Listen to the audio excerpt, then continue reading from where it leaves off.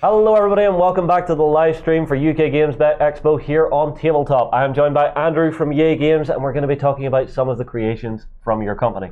First thing I have to remind everybody of is the table in front of us is being raffled off by the guys over at Geek & Son, so make sure go across and join in that raffle because you could win yourself an epic gaming table. Andrew, marvellous. What games have you brought along to show us today? Well, Justin, I'm glad you asked. It's like it's all been set up or something. We've brought the two of our newest games that are making the biggest buzz at the moment, which we're really excited about.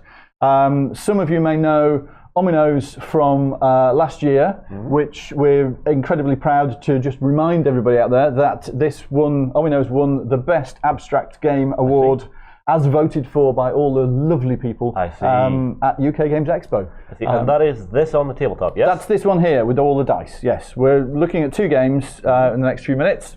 We have got four. You have four? Yes, our previous game was Sandcastles, and then the game before that was Frankenstein's Bodies, which you may know or not. Some people may know. Honestly, there are. I'm going to say this now because I should have said it earlier. There are too many games at UK Games Expo. I can't keep up. My brain's melting. Never too many. How many games are too many? There are never enough. This is true, yes. Okay, so would you like to take us through a game round of Ominoes? Absolutely, yes. The whole point of the game is it's all based on these ancient Egyptian dice. The name Ominoes comes from the place where these ancient dice, 6,000-year-old dice, were found.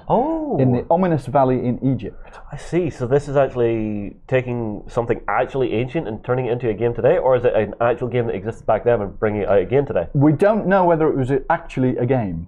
But in 1864, my great-great-great-great-grandfather went to Egypt and discovered in the Ominous Valley in the middle of Egypt, about 100 miles south of Aswan, he found these little stone cubes. Oh my god, that is the coolest piece of heritage I've ever heard. That is amazing. So possibly even older than Senate, we're not even sure. But we found we found these dice, or we think they're dice. They could have been blessings, we're not entirely sure.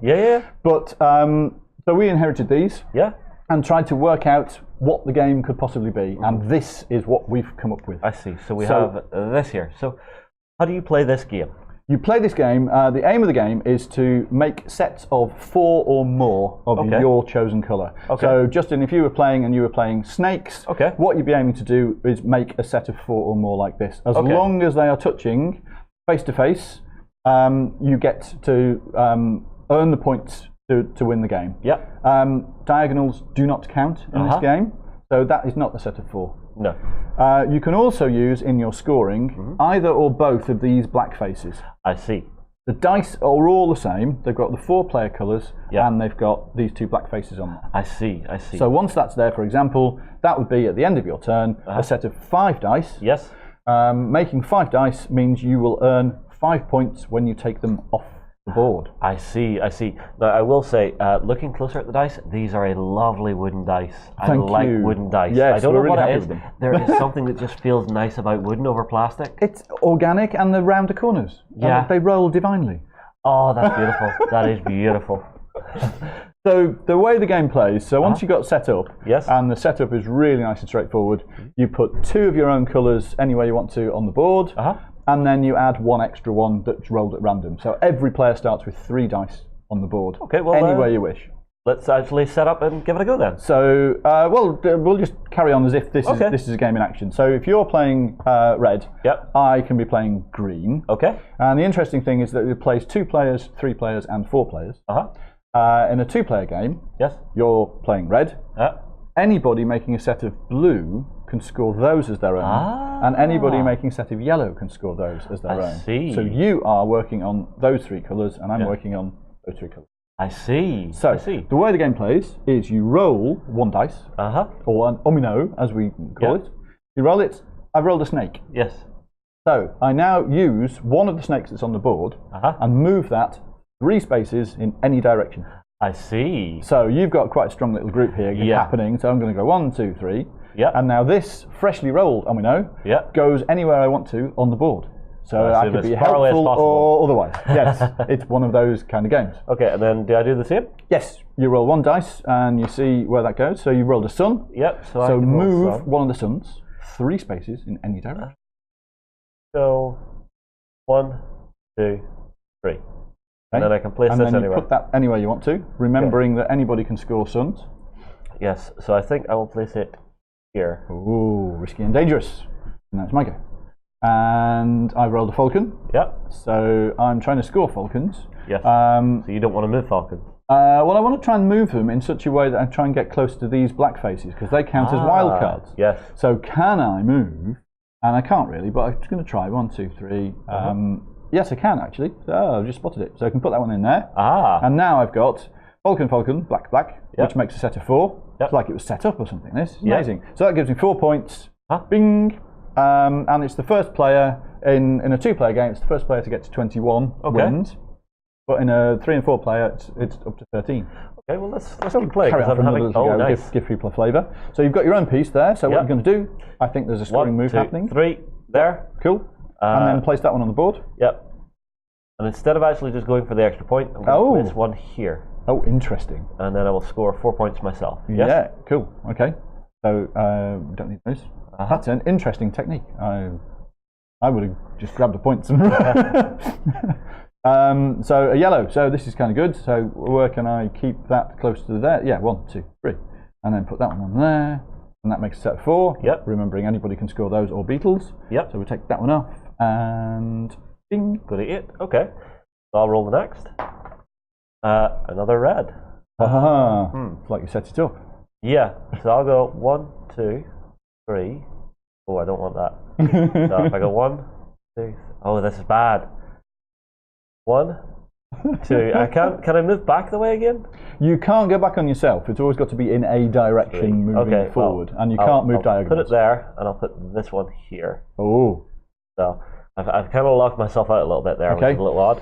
Now, what we haven't rolled yet is either or both of these black faces. Yes. So just to explain what these do, if I was to roll that one, that's Yera, and that allows me to move anything that I want to on the board 3 spaces. So choose any dice, and then that goes on as a wild card. I see. And that one is kind of mean. That's Ominoes.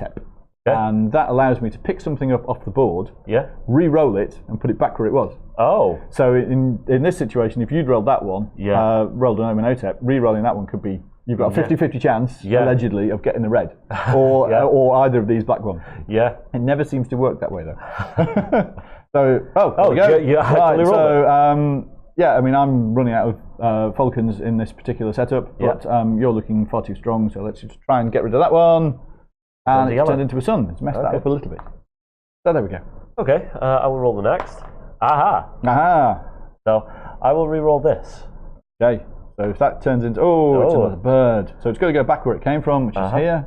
Yep, and then I will place the wild card right there next to mine. Oh, nearly there. And I've rolled that one, which is kind of good. So I think I can just about nab that from you, I think. So I can move any piece. So 1, 2, 3. I can't do it. It's too far away. But I can go there. I was hoping to be able to fill that gap in, but I missed it. Oh, nice. And again, move any piece. 1, 2, 3. Then I will place this one here, gathering 5 points. A 5, brilliant. 5 is a good one to do because we've cunningly designed it with odd numbers. So so that's kind of how you a good flavour of how you play Ominoes. Yeah. People might be wondering what's the significance of the snake pit. This in the middle, yes. Yes. If you're playing hard, the snake pit is not to be gone into. Nobody is allowed in the snake pit, and that gives you opportunities to block people. So, for example, if you get that kind of thing set up, and your opponent's playing red, and you've got pieces on this side, you can't go through because you can't hop over anything. Yes, you would actually have to wait to roll one of the other symbols to actually get it moved out. Very clever. Or move it out of the way. Yes, that's very, very clever. It's a really simple, quick game to learn, but I can see some real tactical depth. You're actually trying to figure out the movements. Yes, it's random to start with in that you don't know what one of the 6 pieces that you're going to get is going to be. Yeah. But once you've got that, it's choosing how to maximise the advantage of that. I see. And that's Ominoes. I love it. I think it's definitely one to check out. Can people grab it here at the event this weekend? Absolutely, yes. It's here at our stand 1J9. In which hall? In Hall 1. In Hall 1, okay. Over at the far side. Yeah. Which probably won't mean anything if you're watching this on telly. But anyway, never mind. Well, whenever you walk in through the front doors. So, we're at 1J9, and that's available here in two versions. We've got this version in the big traditional blue box, yes. But also we have a roll-up version. Oh, I like this. So having a neoprene mat to actually take this along with you is a really great thing. And it comes in a rucksack-friendly tube. So nice. We've got little tube available. So it's all the fun in a rucksack-friendly manner. Nice. I love it whenever companies actually think of, should I make another version of this to make it so that everybody can just grab it and go.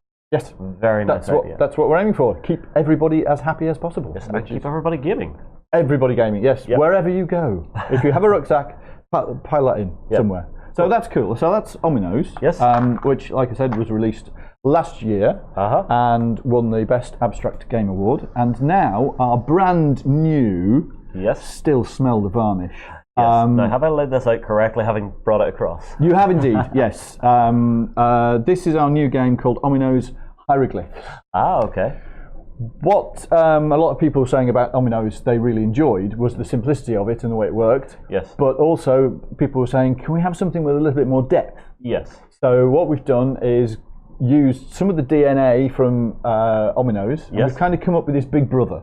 Okay. So this has got more depth and more strategy, I see. But still using an awful lot of the same things, which you will see in a moment. Okay. So, Ominoes Hieroglyphs is...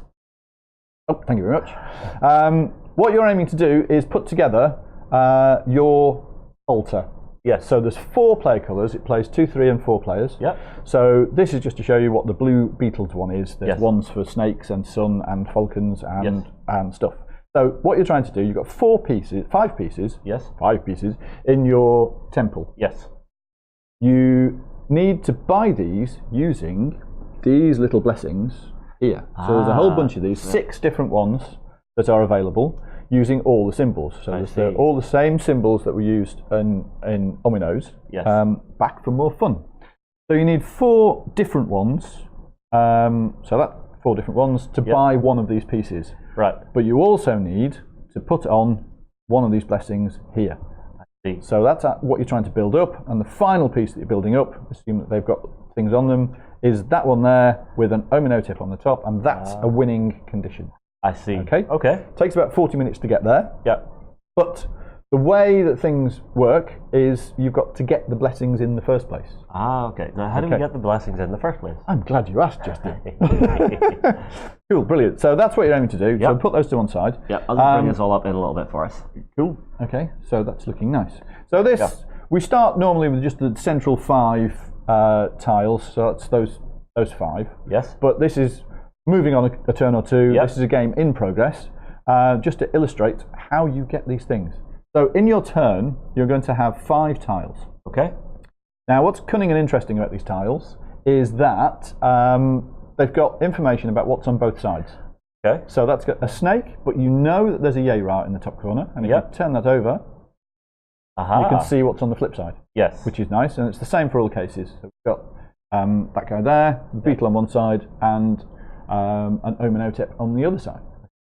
So the 6 symbols work in a slightly different way from Ominoes, but they all work as separate individual things. Okay. So the first thing to do in your turn is decide which way up you're going to play these particular tiles. Yes. So as you can see, there's 3 suns, or there's 2 Ominoteps, or there's 2 beetles, or 2 snakes. Or 2 snakes, exactly. So there's quite a little bit of choice going on there. But the choice that you're trying to work out the best thing to do is because you're trying to aim to get sets of 4 or more of one particular symbol in on the board. Yes. Okay.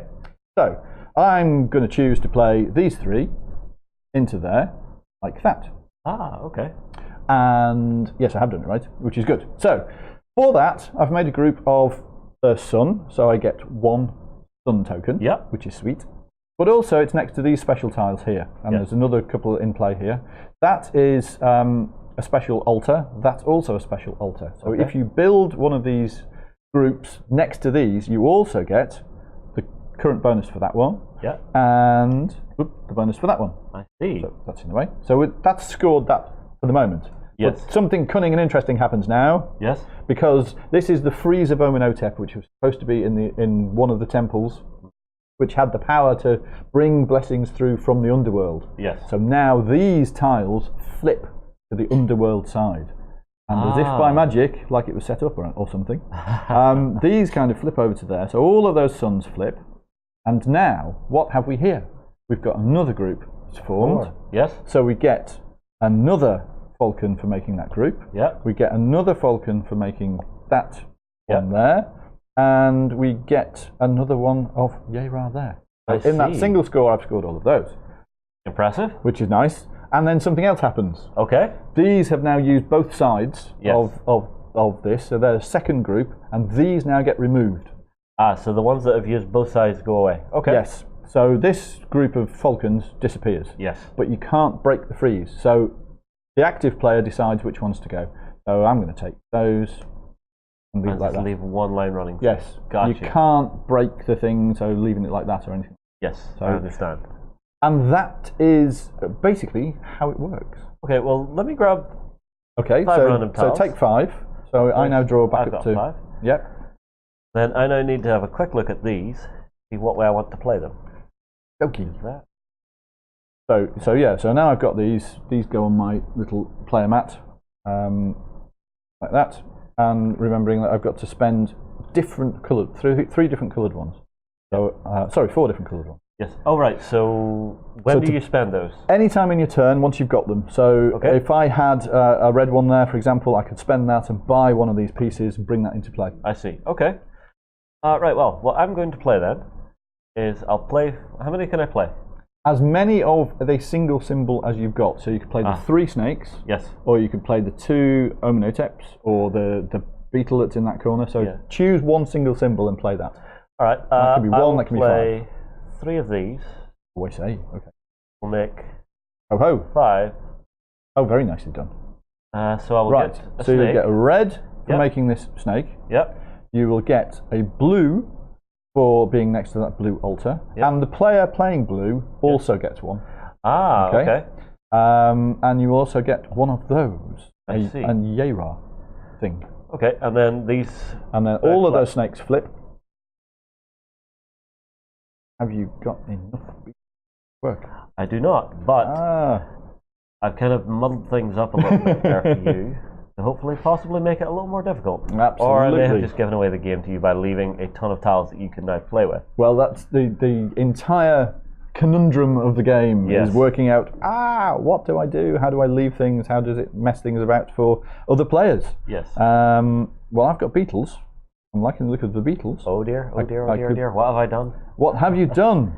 Well, here we go. Just to illustrate the point. I don't know whether this is the best play for me, but I'm going to do that. So I've made a set of beetles. Yeah. So I get points for those beetles. Yep. I get points for that altar. I get an Ominoes for that. Yeah. And I also get one of those. So that was quite a little windfall, which is nice. And now, these flip. Dum. You see, had I put that one there, thought about it, I could have got, anyway, couldn't have done. No, it was all in the wrong place. But that's what you're looking for. It's all looking for that secondary and tertiary score. So now that I've got that, I can go, that's one, that's another, that's another, that's another. So I can spend those and buy one of my things. But there's a little bit of strategy in choosing these because I've got that spare one, so I can activate that one immediately. So you're spending 5 in total. Eventually, but you're saving time. That's very clever. The way the two games play, I can see where the DNA of the two is sort of intermingling one to the other, but I'm seeing there's so much more depth to this one for actually trying to read ahead. It's kind of reminding me a little bit of Splendor, and that's a game. Nice, yes. That's a game that really does that. It's a really good game, and this is a game that I would say is pretty much on par for the leveled meta that you actually have to consider in each turn. Very, very cool. So, you have 4 games total at the minute. I assume you're working on more.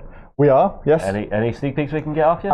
There's one I'd love to tell you about, but it's a very, very exciting and interesting license. Oh. So it's a little bit hush-hush at the moment, but that's going to be released March next year. I see. So we'll have to catch up with next year. But there are other things that I'm working on in the Ominoverse. Yes. So the Ominoes universe. Yes. See what I did there? Yeah. So the Ominoverse is interesting, and we are thinking of lots of other games using the whole spirit of the Ominous Valley. Yeah. There's lots of little things bubbling away in the background. I see. Right. So just to remind me. Oh, this is available to play or to pick up at the show? This is available to play and to buy right now. We are doing what we did with Ominoes. Yes. So we're doing what we're calling a soft release. Yes. Okay. Which is a slightly more interesting way than Kickstarter can be. In that, what we're doing is we're releasing a small run of these that we've had made. Yes. And we're selling them just directly through our website and directly through conventions. Yes. That means that we can keep as much of the money as possible to put towards the big release. Run. Yeah. And that's what we did with Ominoes. Yeah. We released a version 300 in a tin. Yeah. A couple of years ago. Okay. And that raised almost 2/3 of the amount of money that we needed to go into retail with this. It also tested the water. It also got the chance to get reviews and the words out and all that kind of stuff. Build it's a clever way to go. In that way. Definitely and then we filled in the extra bit of cash with the Kickstarter. So, I see. So we may well do that again. We're not sure. Like I said, it's 2 days old and still learning to work. We literally got delivery of it, Friday. Friday? Oh my God! You guys cut it fine on that one. I mean, like. Yes. If Mr. Postman had broken down, this could have been a sad day. Fortunately, he didn't. It arrived. It's here. It's wonderful. Guys, I'm going to say this now. This seems like a very, very tactically deep game. If that is your style of play and you want to actually have something that you and your mates can actually sit and pick apart the puzzle as you play around the tabletop, definitely going to be a good one for you guys to have a look at. Thank you very much for joining us. Thank you, Justin. Everybody, do not forget, come along and join us for the live blog this weekend. We are covering all of UK Games Expo with every fantastic company out here. Go and check these guys out. Remind me where your hall and your booth is. We are in Hall 1, stand J9. Okay. If you're already gone or you've missed us, we do have, surprisingly, a website. And that is all the W's, yaygames.uk. YAY .uk or .co.uk? .uk. .uk. Okay, that's different. Yes. That could trip you up. We try and be different. But if you just put it in Google and just put Yay Games in Google or Ominoes in Google, you will find us. Yeah, well, guys, which is lovely. Definitely something to check out. This is a game that feels like it has an incredible history behind it. I mean, like the sentimental value to be able to actually take something that an ancestor discovered and actually bring it out there and show to people, I find is absolutely incredible. Everybody, we will move on here. I hope you have enjoyed this segment of the live stream, and we will see you again very soon. Thank you and happy gaming. Yay!